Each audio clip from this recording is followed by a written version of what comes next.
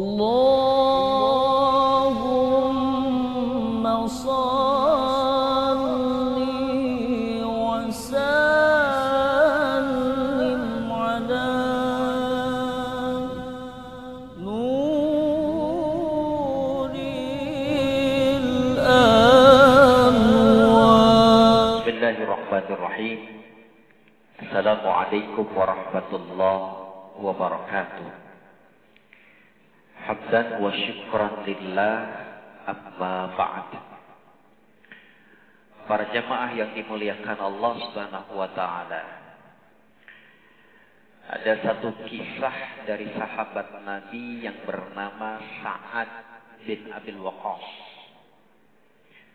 Sa'ad bin Abil Waqqas ini adalah salah satu sahabat Nabi yang dijamin oleh Nabi masuk surga. Ketika Sa'ad bin Abil Waqqas sakit, dan kondisi sakitnya amat sangat parah, dan kemudian Sa'ad bin Abil Waqqas dikunjungi oleh baginda Rasulullah Sallallahu Alaihi Wasallam. Ketika Rasulullah mengunjungi Sa'ad bin Abil Waqqas, dimanfaatkanlah oleh Sa'ad bin Abil Waqqas untuk bertanya satu persoalan kepada baginda Rasulullah Sallallahu Alaihi Wasallam. Ketika Rasulullah sampai di rumah Sa'ad bin Abil Waqqas, kemudian Sa'ad terbaring di tempat tidurnya, dan kemudian Rasulullah pun duduk di samping Sa'ad bin Abil Waqqas. Kemudian Sa'ad bin Abil Waqqas berkata kepada Rasulullah Sallallahu Alaihi Wasallam, "Ya Rasul, umurku sudah tua, penyakitku pun begitu parah. Sementara aku memiliki harta, wala yarisuni illa ibnatun li, dan tidak ada ahli warisku melainkan satu orang anak perempuan." Maka Sa'ad bin Abil Waqqas bertanya kepada Rasulullah Sallallahu Alaihi Wasallam, "Apa tasaddaqu bisulusai mali ya Rasulullah? Bolehkah aku bersedekah dengan 2/3 dari hartaku sebelum aku wafat?" Qala, Rasul menjawab, "La, jangan." "Fasyatru ya Rasulullah, bagaimana kalau setengahnya saja dari hartaku aku berikan kepada orang?"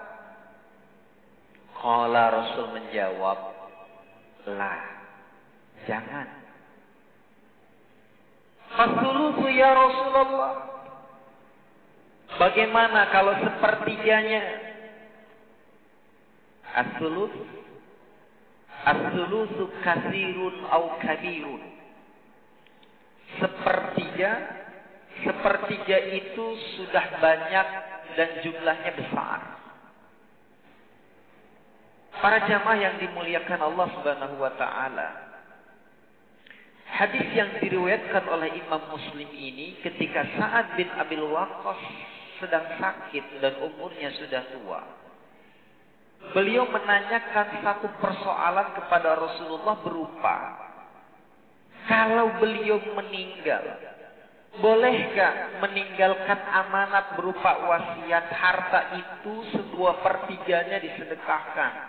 Rasul jawab, jangan. Setengah harta untuk disedekahkan, Rasul katakan jangan. Tapi 1/3 bagaimana? Rasul mengatakan 1/3 itu sudah banyak dan jumlahnya besar. Oleh karena itu, ketika kita sudah tua, banyak penyakitnya, atau mungkin sudah terbaring di tempat tidur atau di rumah sakit, harta kita banyak, kalau memang kita mau berwasiat kepada saudara kita, kepada anak kita, kepada keluarga kita, tentang harta kita yang berapa banyak yang harus disedekahkan, maka jawabnya adalah 1/3 itu batas maksimal yang diperbolehkan. Mengapa demikian? Karena Rasul mengatakan, jangan sampai engkau meninggalkan ahli waris dalam kondisi miskin, bahkan meminta-minta kepada orang lain. Dan Rasul mengatakan meninggalkan ahli waris dalam kondisi cukup, bahkan kaya, itu lebih baik daripada meninggalkan ahli waris dalam kondisi kekurangan. Maka itu para jamaah, siapapun di antara kita yang pernah berwasiat tentang harta kita berapa banyak yang harus disedekahkan, maka maksimalnya 1/3 saja sudah cukup. Rasul mengatakan jangan 2/3, jangan separuhnya, 1/3 saja sudah cukup. Jangan sampai kita memberikan satu wasiat kemudian mencelakakan anak kita.